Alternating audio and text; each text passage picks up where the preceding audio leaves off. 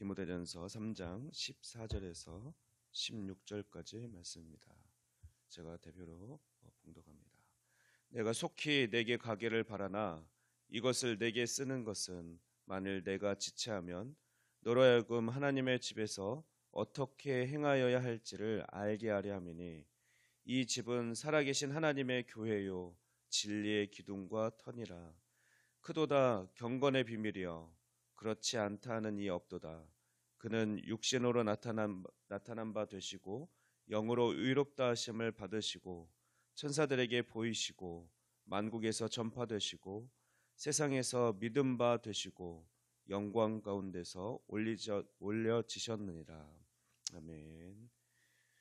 네, 바울은 지금까지의 논의를 잠시 멈추고 편지를 쓰는 목적을 언급하고 있습니다.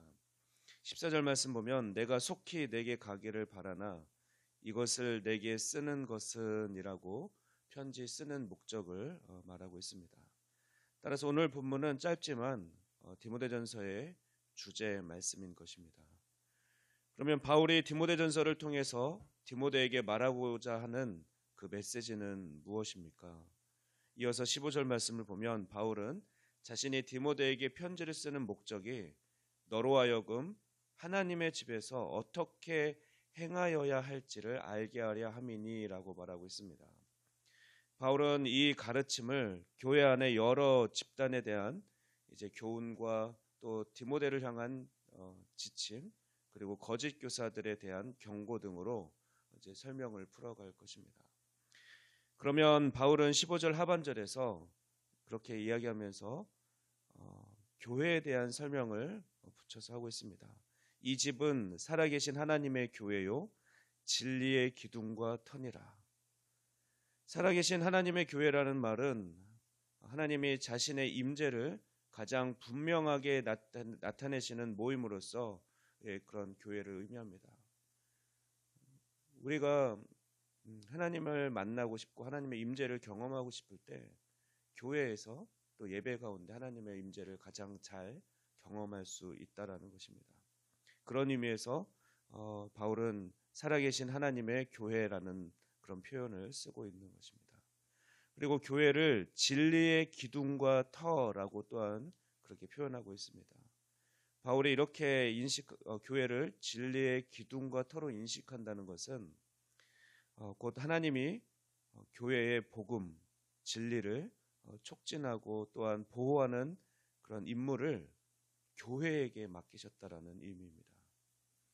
바울이 기둥과 터라는 그런 건축의 이미지를 통해서 교회를 묘사하고 있는 것은 아마도 거짓 교사의 가르침의 공격을 물리칠 목적으로 지켜보는 그런 세상 앞에서 복음을 잘 떠받들고 있어야 되는 그런 기둥 또 그 터가 되는 것으로 그렇게 교회를 그리고 교회의 책임을 표현하고 있는 것입니다. 즉 복음을 전하고 또 복음을 증진시키는 역할은 하나님이 다른 단체가 아니라 교회에게 주신 가장 우선적으로 주신 사명이라는 것입니다. 바울은 이제 16절 말씀에서 경건의 비밀에 대해 예수님을 찬양하고 고백함으로써 설명하고 있습니다. 즉 경건의 비밀은 예수님에 대한 복음입니다. 즉 경건한 자들에게 예수님은 계시된 비밀, 드러난 비밀이라는 것입니다. 그래서 바울은 예수님을 찬양하는 그 고백으로 경건의 비밀, 예수님에 관해 설명을 하고 있습니다. 예수님은 성육신 하셔서 성령으로부터 또 의롭다 하심을 인정받으셨고 천사들에게 보이셨으며 또 만국에서 전파되고 또 지금도 전파되고 있으며 또 세상 사람들이 보는 앞에서 또 영광 가운데 또 승천하신 하나님이십니다. 이 비밀이 교회 가운데 우리에게 허락되어 있다라면서 찬양으로 이렇게 고백하고 있습니다. 이제 말씀을 정리합니다. 그렇습니다. 참된 진리와 바른 가르침은 바른 삶으로 이어집니다.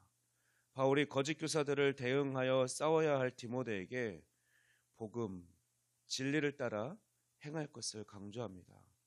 왜냐하면 행동은 말보다 더 큰 소리를 내기 때문입니다.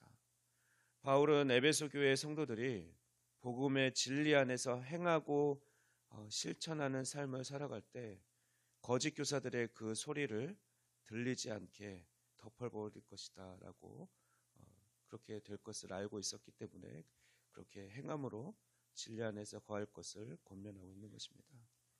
그러므로 오늘날의 이것은 오늘날 우리 성도들에게도 동일하게 요구되는 믿음입니다.